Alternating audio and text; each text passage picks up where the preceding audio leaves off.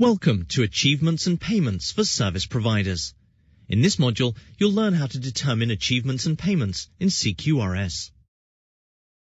Recall that at the end of the final payment period, final achievement is calculated for all the service providers participating in a quality service. Service providers can then view their final achievement before declaring it for approval. Please note that this functionality can only be completed by users with a declaration management role in CQRS. You can find out more about CQRS user roles in the CQRS administration module, as well as the user roles job aid. Achievement and payment declarations show the amount to be paid to a service provider for a quality service. Each achievement and payment declaration is agreed between the commissioning organization and service provider before a payment is made. An achievement and payment declaration moves through these stages. Awaiting service provider approval where the final achievement has been calculated but has not been declared by the service provider. Awaiting commissioning organization approval where the commissioning organization must review the declared achievement by the service provider before approving. Approved, where the commissioning organization has both approved the achievement and financially approved the payment. And payment requested, where the payment has been approved and details sent to NHAIS, also known as the Exeter system, to process the payment to the service provider. At each stage in the process, CQRS tasks and messages keep both the commissioning organization and service provider informed of where they are in the process, and alerts them to any actions they need to take. Actions that can be performed and who can perform them change depending on the stage of the achievement and payment declaration. For example, the service provider must declare achievement before the commissioning organization can approve. Different quality services will have different timelines and different methods of payment. For example, the QOF has an annual final achievement, whereas a DES may have quarterly payments over a financial year. Let's take a look at how service providers view achievement and payment declarations. To begin, select the Achievement tab. The Achievement tab allows you to view achievement results, declare achievement, and perform post-achievement modeling. Access defaults to the Declare sub-tab. Let's start by reviewing the Achievement Results sub-tab. The Practice Level Achievement Summary drop-down menu lets you choose the financial year you would like to view. The field defaults to the current financial year. You can change this field to the next financial year. Practice ID and name dynamically change based on the user's credentials. The Quality Service drop-down lets you choose a quality service. The achievement date is the last date which achievement information was entered for the service. The last submission date displays the most recent date data was entered for the service. These buttons provide you the choice of viewing the display by points or pounds. This table provides you the service name, the current and maximum points or pounds relative to the service type, and a forecast of the achieved points or pounds at the end of the payment period. Selecting the orange arrow next to the service type allows you to expand or collapse the summary view. You can continue expanding this view by selecting the orange arrows. This link provides you the ability to run an achievement detail report. The information under the Achievement Results sub-tab allows you to complete a self-assessment to validate achievement data and ensure it is accurate. If you think the data is inaccurate, contact your commissioning organization. They will review the data and, if necessary, make adjustments. Selecting the Declare sub-tab displays the payment declaration screen that allows you to declare payment for multiple services. You can declare any achievement and payment declarations for quality services your organization is providing. If your role is restricted to a payment type, information displayed is restricted to achievement and payment declarations for quality services with that payment type. You can declare and submit achievement results on this page. Columns in the Payment Declaration Summary table display the calculated achievement results up to the end of that payment period. Let's take a closer look at the information presented on this screen. The Quality Service column identifies the quality service the payment is for. The Payment Type column identifies the payment configuration type the payment is for. The Payment Period column identifies the payment period covered by the payment declaration. The Date of Achievement column identifies the date of the achievement data used to calculate the payment. The achievement amount column identifies the achieved pounds total calculated for the quality service that will be issued to the commissioning organisation for approval. The status column identifies the state of the declaration. You can add a note by selecting a Notes link.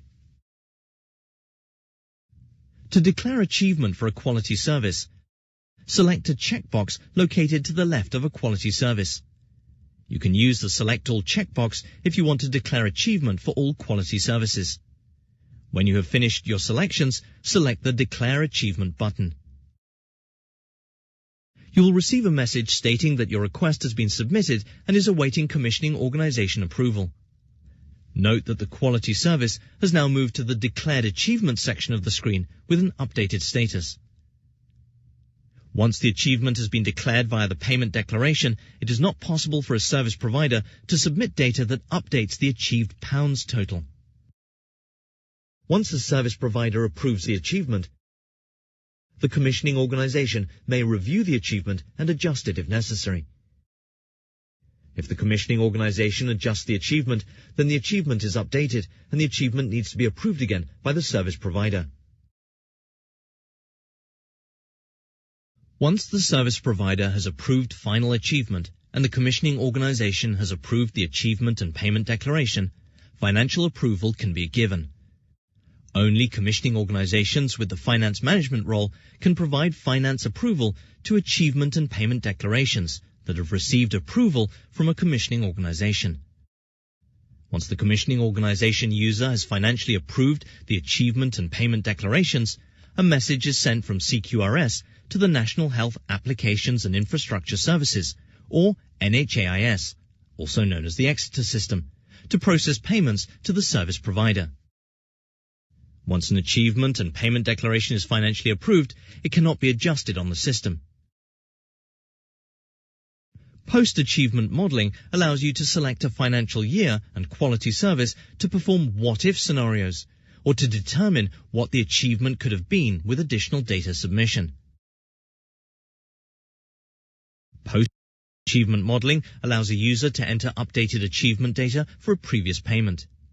CQRS will report what would have been paid to the service provider if that achievement data had been submitted at the end of the payment period.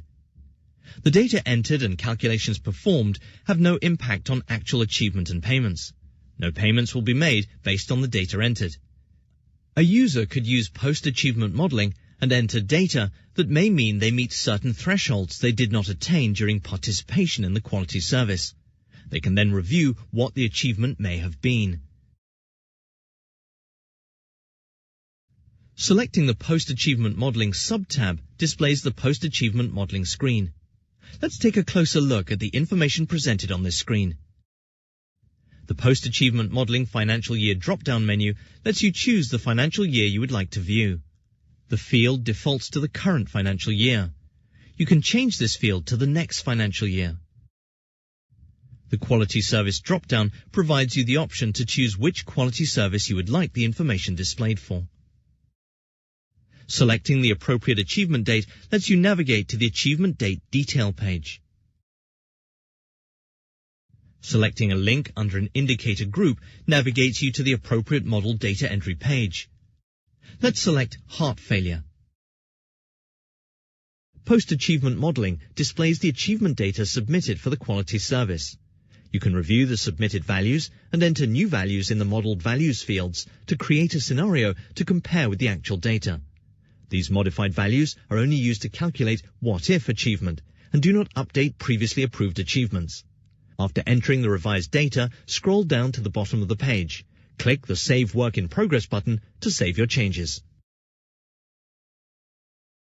After saving your work for each indicator, you may add notes at the bottom of the primary post-achievement model page for the service.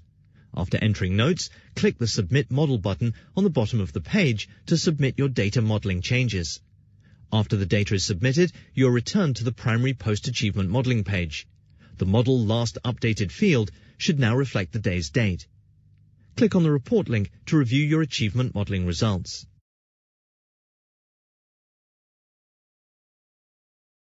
Let's take a few minutes to summarize what we covered in this module.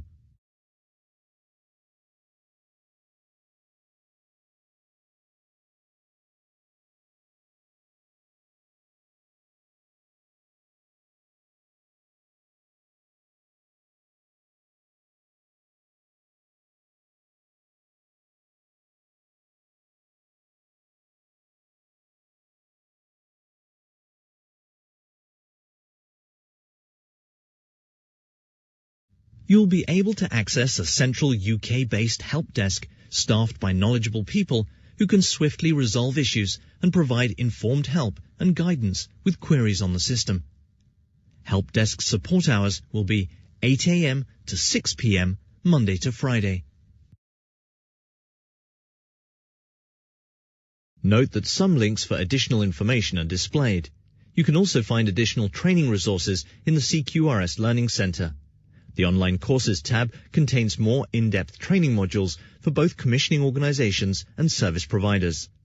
The Job Aids and Tutorials tab contains simulation tutorials that demonstrate the specific steps required to complete common and/or critical CQRS tasks and job aids, providing key learning points and steps for common and/or critical CQRS tasks.